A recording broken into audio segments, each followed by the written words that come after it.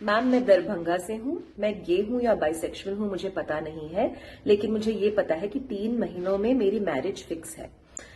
मैं 10 साल तक एक लड़के के साथ एक रिलेशनशिप में था और मेरी मम्मी को इसके बारे में पता था, मेरे पापा को शायद पता ना हो। दोनों डॉक्टर्स हैं, पटना में काम करते हैं और ये दर्शाया गया है मुझे बचपन से कि ये चीजें आती जाती रहती हैं, लेकिन फोकस शादी होनी चाहिए और मुझे लड़की से ही शादी करनी है।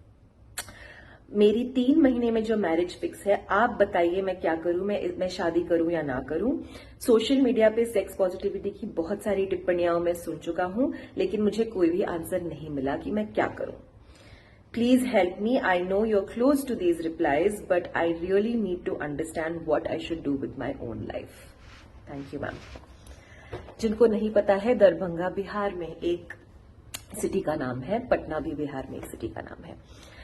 देखिए, एडवाइस देने में तो बहुत सारे लोग माहिर हैं और कुछ हद तक एडवाइस बहुत काम में भी आती है, लेकिन मेरा ये मानना है, और स्पेशली जो हम ट्रॉमा थेरेपिस्ट लोग होते हैं, जो बहुत गहराई में अपने आप को समझते हैं, दूसरों को हेल्प करते हैं अपने आप को समझने के लिए, हम ये समझते हैं, हमारी ये ट्रेनिंग है कि एक बाहर से जो एडवाइस आती है उसका एक हद होता है और उसका तात्पर्य भी अलग होता है।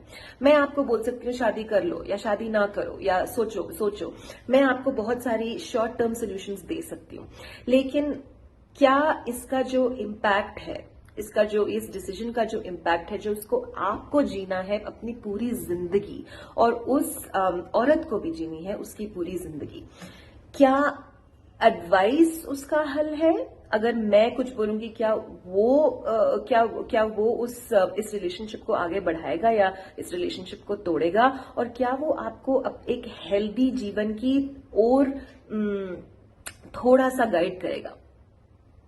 आप सोचिए, बाहर से किसी ने कुछ बोला है और आपने मान भी लिया, कितना उसका इम्पैक्ट होगा? 10 दिन, 6 महीने, 1 साल, उसके बाद फिर से ये डाउट्स आएंगी। आपका चाइल्डहुड, जो आपने चाइल्डहुड में समझा है, जो आपके पेरेंट्स बोल रहे हैं, वो फिर से आएगा, फिर से कॉन्फ्लिक्ट पड़ेगा। फिर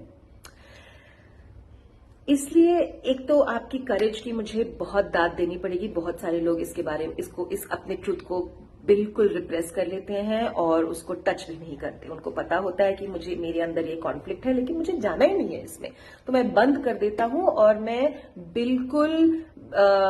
बिल्कुल एक ब्लाइंड डिसीजन ले लेता हूं और फिर होप करूंगा कि जादू हो जाए मेरे लाइफ में और सब कुछ ठीक हो जाए। ऐसा नहीं होता है। फिर आगे जाके मेंटल हेल्थ इलनेसेस बढ़ती हैं और रिलेशनशिप इश्यूज बढ़ती हैं और ये एक बहुत ही घटिया साइकिल हो जाता है। इससे अच्छा मैं आपको रिक्वेस्ट करूंगी कि आप मेरे स्टोरीज में जाइए और एक गाइड बुक को क्लिक कीजिए। उसमें टाटा आईकैलकर की लिस्ट में एक लिस्ट सर्व है, जिसमें अलग अलग सिटीज में अलग अलग थेरेपिस्ट की कॉन्टैक्ट नंबर्स हैं। थोड़ा ट्राई कीजिए। 3 महीने इतने ज्यादा नहीं होते हैं, लेकिन 3 महीने इतने कम भी नहीं होते हैं। अपने अंदर थोड़ा जाइए और अपने आप को थोड़ा समझिए। आपका चाइल्डहुड कैसा था, आपके सेक्सुअल एक्सपीरियंसेस कैसे रहे, आपको क्यों शादी करनी है ये वाली और आपको क्यों नहीं करनी है शादी ये वाली, क्या होगा अगर आप ये डिसीजन लेंगे, क्या नहीं होगा,